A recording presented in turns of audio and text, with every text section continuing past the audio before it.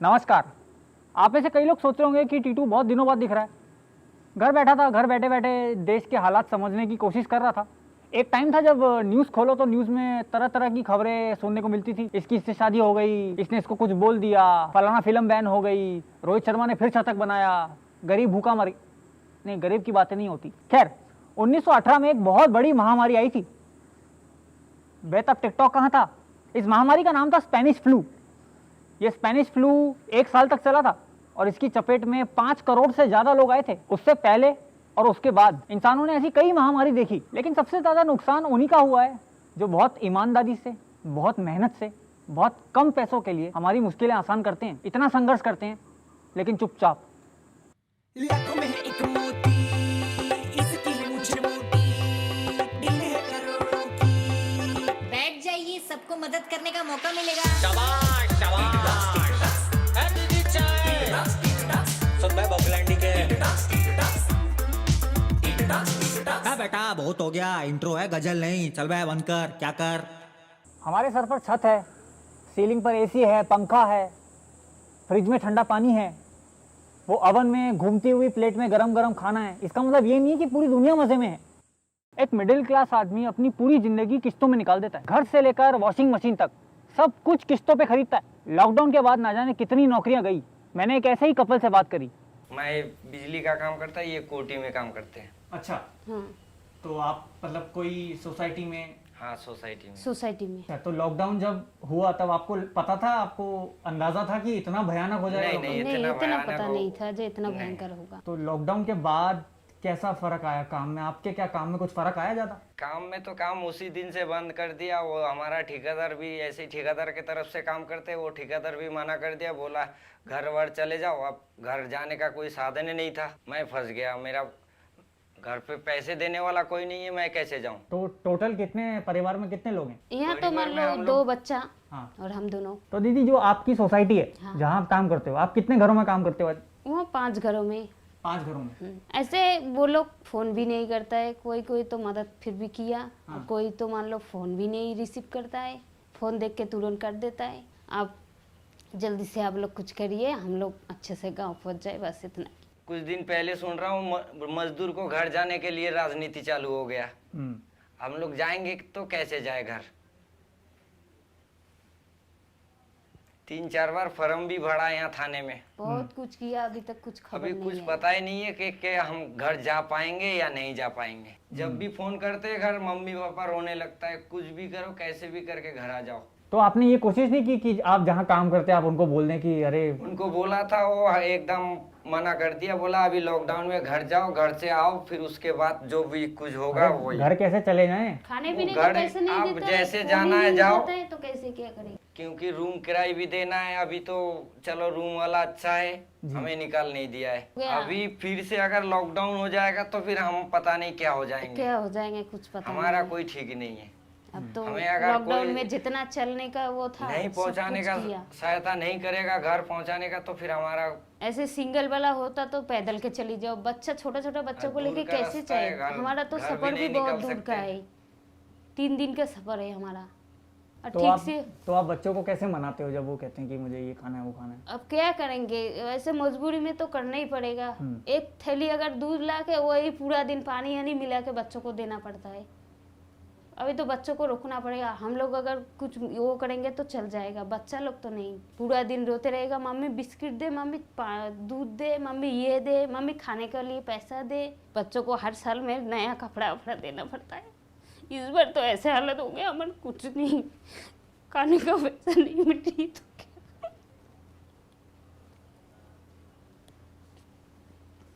क्या करेंगे इस बार?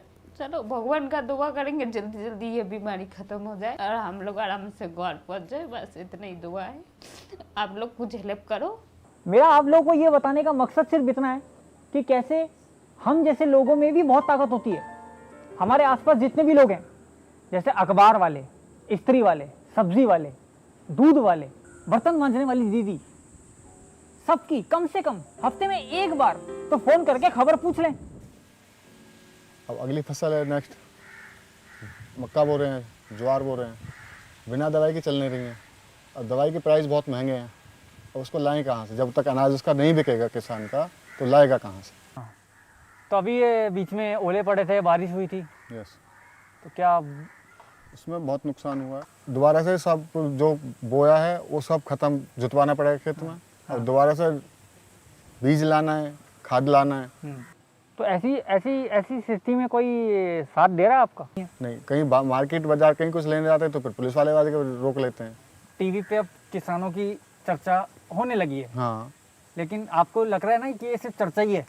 हमें तो यही लग रहा है, जब कोई हेल्प नहीं मिल रही किसी चीज़ की, क्योंकि एसी वाले कमरे में बैठ के कोई चर्चा करता है तो वो वहीं तक रह वो जाती वहीं है। तक रह जाती है। भाई किसान तो बाहर है ना, वो तो धूप झेल रहा है, गर्मी झेल रहा है। अब एसी वाले क्या जाने उसको कितनी गर्मी लग रही है। सबसे ज़्यादा पीड़ित जो किसान ही है, क्योंकि भाई किसान ज़्यादा अंदर ऊपर तक तो जाता नहीं, वो ज़्यादा से ज़्यादा जाएगा बस अपने मार्केट, जहाँ अपनी उसकी सोसाइटी तहसील है वहाँ तक जाएगा। जो मजदूरी है वो तक नहीं निकल पाती है, मिल नहीं पाती है उसकी। इतनी मेहनत किसान करता है, और इतनी मेहनत अगर सब करें तो हमारा देश तो बहुत ऊपर जाएगा। दिमाग में सोचना ये चाहिए कि भाई अगले आदमी को प्रॉब्लम है, तो उसकी कोई भी प्रॉब्लम है तो उसको थोड़ा बहुत, भाई सारी सॉल्व नहीं कर सकते तो थोड़ी सी तो कर सकते आप ही तो बता रहे थे इधर जियो का टावर लगा है। अब जियो का टावर लगा है तो टावर किस लिए होता है? फोन मिलाने के लिए होता है, हाँ, बस ये- इंटरनेट के लिए होता है। फोन करके खबर पूछो हाँ। कि कैसा चल रहा है, क्या दुख, कोई दिक्कत है, कुछ है तो बताओ हमें। हाँ, बस बस, सब अपने में लगे हैं, अपने जीवन में, किसी को कोई परवाह नहीं है। कोई परवाह नहीं, यही सिस्टम। आजकल इंटरनेट एक ऐसी जगह बन चुकी है जहाँ पे नफरत बहुत आसानी से दिख जाती है। हम लोग एक दूसरे को दुख पहुंचाने से पहले एक बार भी नहीं सोचते। अभी ये कुछ दिनों से हम लोग सुन ही रहे हैं और बोल भी रहे हैं, छक्का, हिजड़ा, यूं कर रहे हैं ना। हम देखते हैं इंटरनेट पे और रियल लाइफ में जिनको इतनी गालियां पड़ रही है, लॉकडाउन में उन पे क्या बीत रही है। अब लॉकडाउन है तो हमारे पास राशन की दिक्कत है। दिल्ली सरकार की योजना है कि आपको सरकारी स्कूल में जाइए, आपको खाना मिलेगा। तो मैं अगर इस लिहाज में सरकारी स्कूल की जाके लाइन में लगती हूँ तो सबकी नजरें मेरी तरफ होती है, और सब ये देखते हैं अरे हिजड़े भी लाइन में लगे हुए हैं, तुम्हें क्या जरूरत है लाइन में लगने की। सबका व्यवहार, सबका नजरिया, सबकी सोच एक अलग सी हो जाती है, और सब दूर दूर हटके खड़े होने लगते हैं, जबकि वो तो खाने की लाइन है। अगर भूख आपको लगती है तो भूख मुझे भी लगती है। क्योंकि आज तक बॉलीवुड में ट्रांसजेंडर कम्युनिटी को अजीब ही एक थोड़ा मजाक के तौर पे दिखाया जाता है, ट्रांसजेंडर को सीरियसली नहीं दिखाया जाता है। ये बदलाव उनकी सोच से आएगा कि शायद उनकी सोच ऐसी है कि हम अगर हैं तो हम एक कार्टून है, तो हमें कार्टून के दौर पे वो दिखाते हैं, मजाक के दौर पे वो दिखाते हैं, कभी सीरियसली नहीं दिखाते कि ट्रांस हैं तो होने दो, कोई बात नहीं। अभी तक जो मदद आई है वो हमें अलग अलग एनजीओ सेक्टर से आई है। मैं जैसे इंटरनेट पे देखता हूँ कि बहुत से जो आज के जिसको मिलेनियल कहते हैं बच्चे, ये सब बच्चे अंग्रेजी फिल्में, हॉलीवुड की फिल्में देख देख के उनका थोड़ा सा, मुझे ऐसा लगता है कि उनका माइंडसेट चेंज हुआ है। लड़के लड़कियां कॉलेजों में उनको प्रपोजल मिलता है बनाने के लिए, अगर उनको ट्रांस का मिल गया तो वो हमारे पास आते हैं कि हमें आपकी स्टोरी आगे तक पहुंचानी है, आप कैसी लाइफ जीते हो, आप क्या क्या फेस करते हो। तो वो स्टोरी जब तक उनकी कंप्लीट होती है, जब तक उनका और हमारा रिश्ता रहता है। जैसे वो स्टोरी कंप्लीट हो जाती है उसके बाद में वो कहाँ और हम कहाँ। लेकिन अभी जो हमसे जुड़े हुए हैं, जो नई जनरेशन की आप बात कर रहे हो, कम से कम वो तो हमारे लिए आगे आते। कोई भाई कोई बहन तो हमारे लिए राशन लेके आती कि कोई बात नहीं, मैं आपके वहां पे आई थी और मैंने देखा था कि आपके यहाँ पे ऐसे ऐसे ट्रांसजेंडर है जो कि रोज के 100, 200, 10, 5 रुपए रोज के कमाते हैं, शायद उनके पास खाना ना हो, ये हम आपको डोनेशन दे रहे हैं, या ये हम उनके लिए लेके आए हैं, प्लीज हमारे साथ चलिए, हम उन तक देना चाहते हैं, या मैं आपके लिए लेके आया हूँ या लेके आई हूँ, आप प्लीज ये रख लीजिए। हमें कितनी खुशी होती। तो सोच वहां पे लगता कि चेंज हुई है। तो जितने भी बच्चे देख रहे हैं वो तो हम लोग अभी ये इतने टाइम से सुनते ही आ रहे हैं, सोशल डिस्टेंसिंग, फिजिकल डिस्टेंसिंग।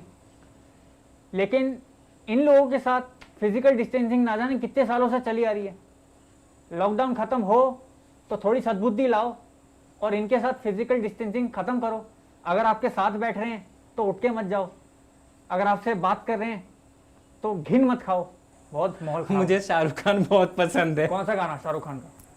सूरज हुआ मध्यम। चलो 1 2 3 4। सूरज हुआ मध्यम, चांद ढलने लगा, आसमां ये हाय क्यों पिघलने लगा, मैं ठहरा रही जमीन चलने लगी। तक तक तक तक तक। ये जो हमारे अगले मेहमान हैं, इनकी वजह से हमारे शरीर में कैल्शियम की कमी बिल्कुल नहीं आती। बनारस जाना चाहते थे अपने बीवी के पास, अपने परिवार के पास, लेकिन लॉकडाउन के चलते गांव क्यों जाना चाहते हैं आप लोग? इतने सारे लोग मैं देख रहा हूँ बाहर सब लोग गांव जाना चाहते हैं, क्यों जाना चाहते हैं? भैया मजबूरी है, कैसे कि हम लोग इतना दिन का यहाँ पर समय दिए हैं, बहुत ज़्यादा दिन से रह रहे हैं और खाने पीने का कोई बहुत किल्लत हो रही है। रूम किराया देना है, ज़मीन का रेंट देना है, हम दूर से आके यहाँ गाय पाले हैं। अब इनका पेट भरें कि अपना पेट भरें, मजबूरी है, इसलिए जाना पड़ रहा है भैया। नहीं सर, ऐसे तो हम दूध तो कॉलोनी में ऐसे बांटते हैं, लेकिन सारा चीज़ बंद होने से ऐसे दूध नुकसान हो जा रहा है। कभी गिराना पड़ रहा है, कभी कहीं सेलिंग हो जाता है, कोई दूधिया ले लेता है। जो आम जनता है वो क्या कहती है? वो उनको दूध चाहिए नहीं चाहिए क्या? वो तो चाहते हैं लेने के लिए, लेकिन अंदर जाने में दिक्कत है। जैसे कोई अंदर कॉलोनी में है, कहीं कोई फंसा है, तो पुलिस वाले रोक रहे हैं, फिर उसके बाद रोड पे भी निकलना मुश्किल हो जा रहा है। पास वगैरह की दिक्कत है, तो पास हम पे है नहीं। तो आप जिन लोगों को दूध देते हो, ए गाय, हाथ लगा लूं? हाँ लगा लीजिए, कोई नहीं। वो सांस ले रही है बहुत गहरी।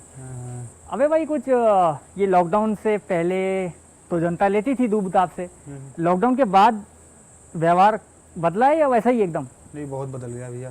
पहले तो हम लोगों को दूध देते थे, जैसे 2-4 लोग हमारा डेली का कस्टमर थे। वो सब लेते थे, लेकिन अब उनका व्यवहार एकदम से बदल गया। जैसे दूध सैनिटाइजर वो सब हम अच्छा से सुरक्षा से ले जाते हैं, ग्लव्स मास्क लगा के, तब भी वो लेना नहीं चाहते हैं। और ले भी लेते, कोई 1-2 कस्टमर अपना रेगुलर का है, ले लेते हैं, तो पेमेंट में गड़बड़ कर रहे हैं। बोलते हैं कि आगे से पेमेंट आएगा तो पेमेंट करेंगे। तो जिन लोगों को आप दूध देने जाते हैं, जिन लोगों को डिलीवरी करते हैं दूध, वो आपकी खबर पूछते हैं या आप नहीं पूछते? कोई नहीं, खबर तो कोई नहीं पूछता भैया। आप अपना ही सब सुनाते आप हम लोगों को। कोई खाली हाथ आए थे, हम खाली हाथ जाएंगे, खाली हाथ जाएंगे, बस प्यार के 2 गीत वही जेल में लाएंगे। अगर तुम्हारे हाथ में शक्ति होती कोरोना से लड़ने की, तो तुम सबसे पहले क्या करते इस बीमारी को देश से भगाने के लिए? कोरोना के लिए तो वैक्सीन हमारे हाथ में शक्ति होती तो लोगों में ऐसे वहम टाइप का या जो कुछ है कि गाय में कोरोना भी है, पशुओं में गाय को कोरोना हो गया। हाँ, ऐसा भी उनमें वहम है। तो इससे वो सब पैकेट का ही पसंद कर रहे हैं, खुला हुआ दूध अपना गाय का ऐसे लेने में आनाकानी कर रहे हैं। गोलू भाई, कुछ बोलोगे? तुम मुस्कुरा दिए, वही बहुत हो गया मेरे लिए। इन सब के बीच कुछ ऐसे भी लोग हैं जो बिना फल की चिंता किए दूसरों की मदद करते हैं दिन रात। इन्होंने पिछले 60 दिनों में लगातार रोज दिन रात लोगों को सड़कों पे खाना दिया है, उनकी झुग्गी झोपड़ियों में जाके उनको खाना दिया है। मेरे साथ हैं हरतीरथ। तो बेसिकली पिछले 60 दिनों से, जब से जनता कर्फ्यू अनाउंस हुआ, हम तब से लोगों को खाना पहुंचा रहे हैं। हमने देखा कि हर कोई पैसा मांग रहा है, तो हम कुछ डिफरेंट करते हैं, हम लोगों से रोटियां मांगेंगे। हर कोई अपने लिए 4 रोटी घर पे बना ही रहे, तो अगर वो 10 रोटी एक्स्ट्रा भी बनाएगा तो वो इजीली कर सकते हैं। तो हर परिवार से हम 10-10 रोटी उठाते हैं। हमने शुरू किया था ये 100 परिवारों से। आज हमारे साथ 1500 परिवार हैं, जो कि कुल मिला के हमें 15,000 रोटियाँ शाम तक देते हैं। तो ये रोटियाँ हम खुद उनके घर से इकट्ठी करके हम शाम को झुग्गी झोपड़ी में जाके देते हैं, जहाँ पे खाना नहीं पहुँच रहा। फिर ये तो है जो हम झुग्गियों में खाना देते हैं। कई लोग अपने घर वापस जा रहे हैं, कई वेस्ट बंगाल जा रहे हैं 1600 किलोमीटर चल के, कई लोग पंजाब से मानेसर तक जा रहे हैं, अलग अलग जगहों पे लोग अपने घर जा रहे हैं। एंड हमने 42,000 किलोज फ्रूट्स भी बांटा है। एंड डिफरेंट हम रोज़ मील्स अपनी चेंज करते हैं। तो एक दिन राजमा चावल, एक दिन छोले चावल। जो हम मीडिया में देख रहे हैं, it's not even 1% to be honest. तो जैसे हम रात को 12 बजे KMP एक्सप्रेसवे पे थे, तो कई लोग यूपी की खोसी बॉर्डर पे जा रहे थे। तो सूटकेस में जो हम एयरपोर्ट में ड्रैग करके लेके जाते हैं, उसी सूटकेस के ऊपर एक बच्चा लटका हुआ है, क्योंकि वो थक गया है काफ़ी।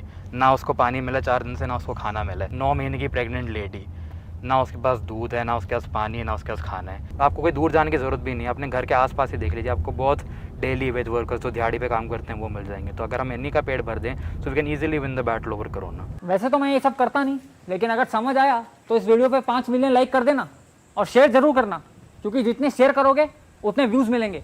और इस वीडियो का जितना भी पैसा है वो मैं अलग अलग जगह, वेरीफाइड जगहों पे डोनेट कर दूंगा।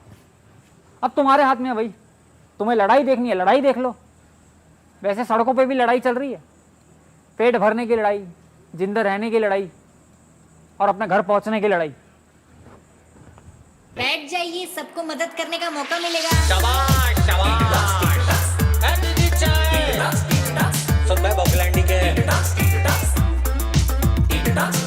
बेटा बहुत हो गया, इंट्रो है, गजल नहीं। चल बे बंद कर, क्या कर।